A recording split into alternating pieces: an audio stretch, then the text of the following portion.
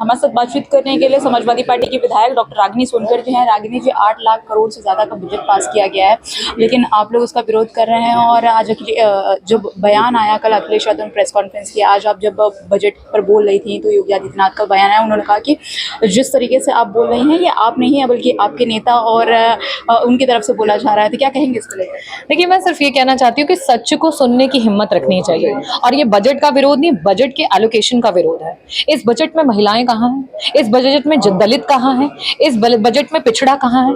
इस बजट में आपने स्कूटियों की बात करी है, क्या आपने उसके डिस्ट्रीब्यूशन की बात करी है कि वो कौन से कम्युनिटी की बेटियों को मिलेगा? हमारी बेटियों तक वो पहुंच पाएगा कि नहीं पहुंच पाएगा?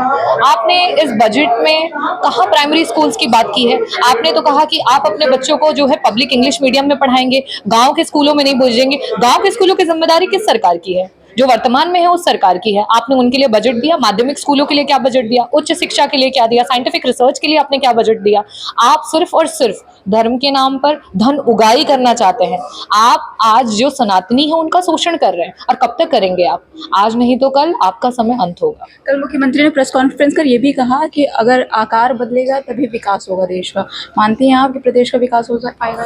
देखिए, 1 ट्रिलियन इकोनॉमी का दावा कर रही है प्रदेश, और उसका डेटा आप देखिए 2017 से लेकर के 2024 तक का अगर हम डेटा की बात करें तो जो ग्रोथ रेट होना चाहिए था वो 19.5% होना चाहिए था। और क्या है ग्रोथ रेट?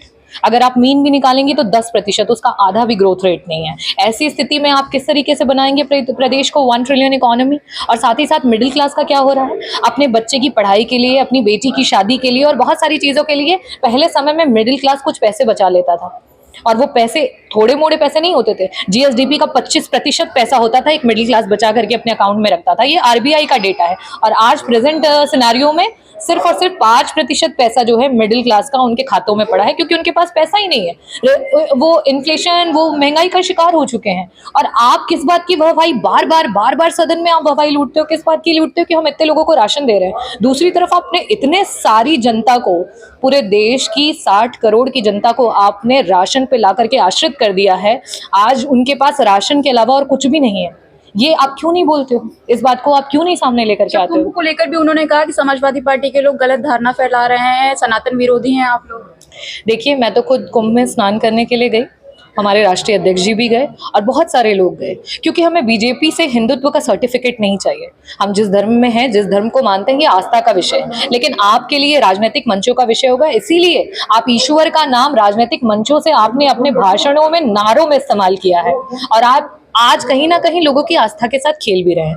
तो देखा आपने, आप थे हमारे साथ मछली शहर से समाजवादी पार्टी के विधायक रागिनी सोनकर, जिन्होंने कहा कि कुंभ नहाने में खुद गई हुई थी, लेकिन जिस तरीके से योगी आदित्यनाथ कह रहे हैं वो कहीं ना कहीं गलत है, और जो हादसाएं हुए हैं कुंभ में वो कहीं ना कहीं गलत है। उसकी जांच की जानी चाहिए और उस पर सख्त से सख्त आरोपियों के खिलाफ कार्रवाई की जानी चाहिए। इसके साथ ही साथ उन्होंने बजट पर भी बातचीत की। क्या कुछ कहा आप भी सुनिए। इस पर आपकी क्या राय है, हमें कमेंट सेक्शन में कमेंट करके जरूर बताइएगा। ऐसे देश और दुनिया की तमाम खबरें देखने के लिए बने रहिए हमारे साथ सुनो टाइम्स के साथ।